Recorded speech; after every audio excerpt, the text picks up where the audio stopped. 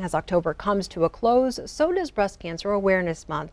The goal to encourage women to do monthly self-exams, schedule their annual mammograms, and listen to their bodies. Over the next few days, we're going to introduce you to women who want to be a voice for breast cancer awareness as they share their own battles and experiences. Specifically, we're talking about younger breast cancer patients, women in their early 40s. Data from website cancer.gov shows the older the women get, the more likely they are to be diagnosed with breast cancer. This ranges from 1 in every 204 women when you're in your 30s, and when you're in your 40s, the chances increase to 1 in every 65. Women in their 70s have a 1 in 24 chance of being diagnosed. I met 2 women undergoing treatment at St. Vincent Healthcare who are part of that 1 in 65 group.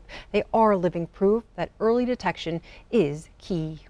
I don't think anybody really imagines they'll ever get cancer. I think that's a hard thing. Is it something that happens to other people until it happens to you? When you think of getting a cancer diagnosis, that's something that happens to other people. 2 women, complete strangers, both in their 40s, giving the upper hand to breast cancer thanks to early detection. I didn't have any symptoms. I didn't have any reason to be suspicious. My primary care physician, Dr. Malady, recommended I do screening once I turned 40. That's how I found out. That diagnosis was just last year for 41-year-old Becky Owens, a wife and mother of 2 boys. Were it not for going in for early screening recommended by Dr. Malady, I would not have a clue yet. When I went in for mine, it was a shock because I didn't have any symptoms and I couldn't feel a lump, and I don't think I would have been able to feel a lump for a long time. That shock came to Kim LEFEVER when she was 43. A year later, the wife and mother of 5 has been going in for her mammogram every year since she was 40. The fact that I went in when I did,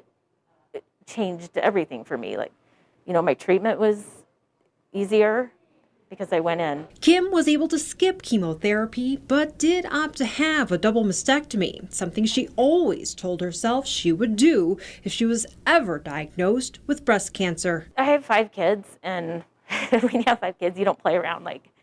I didn't want to mess with it. I wanted the cancer out immediately. Going in without any symptoms is a lifesaver. According to the Society of Breast Imaging, annual screening starting at the age of 40 saves approximately 6,500 more women's lives each year in the U.S. than screening every other year starting at 50. In the last 10 days here at the center, we've diagnosed 10 people with breast cancer. 3 of them are under 45 years old. And I think to myself, what would happen if they didn't start their mammogram at 40, if those ladies wouldn't have came in?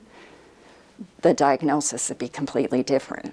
DUGAN LAEMMLE is the breast health navigator and psychotherapist for breast cancer patients at St. Vincent Healthcare. In the field for more than 30 years, she's witnessed to the ways breast cancer impacts every life, but especially women in their 40s. It plays a huge role. And then still trying to be a mom full-time and work is exhausting.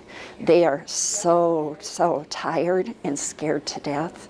It is very, very difficult for them and their family and the children. Seeing their mama sick and losing her hair with chemotherapy, that's frightening. And unfortunately, it's only becoming more common.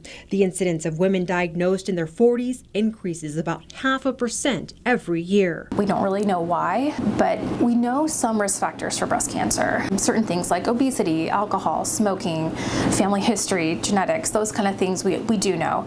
But there's a lot that we still don't know. Is there something environmental?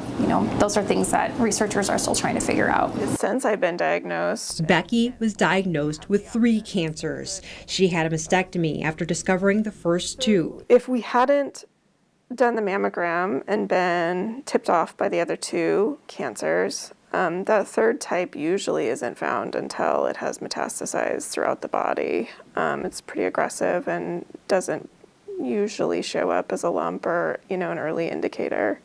So the screening was essential to catching it. She finished her latest round of chemotherapy 3 months ago. She's still going through infusions and will be on hormone medication for another 5 to 10 years.